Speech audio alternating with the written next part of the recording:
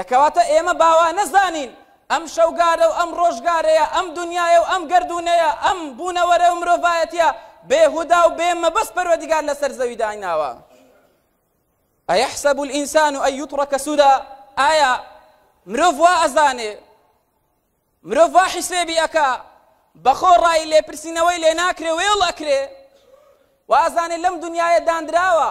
بێ ئامانج بێ مەبەست، لە قیامەتە پرسیاری لێ ناکرێتەوە، لە قەبرا پرسیاری لێ ناکرێتەوە،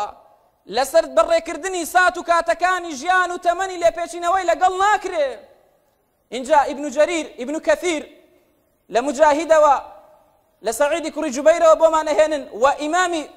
شافعی خۆمان ئیجماع نەقڵەکە کۆدەنگی زانایان نەقڵەکە کە پەروەردیگارە فەرمێ ئەن یوترەکە سودا ئەفەرمێ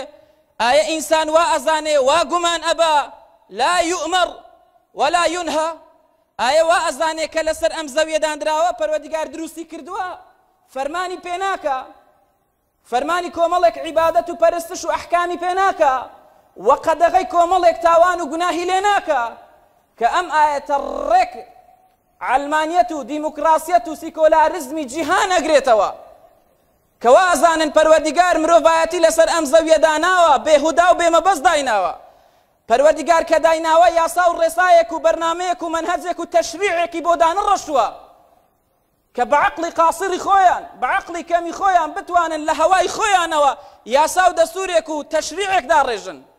پەروەردیگار کە ئەم گەردونەی داناوە مرۆڤایەتیشی لەسەر داناوە کاکە یاسا و بەرنامەشی بۆ داناوە بۆ خاتری خوا. پێویستمان بە هیچ دیموکراسیەتێک و علمانیەتێک و سیکۆلاریزمێک و پەرلەمانێک نییە، چونکە ئێمە شەریعەتی ڕەب العالەمینمان هەیە کە دایناوی حەڵاڵ و حەڕام و نور و ظولومات و ڕووناکی و تاریکایی و ڕێگا سەرفرازەکان و ڕێگا هەڵدێرانەکانیشی بۆ دیاری کردووی.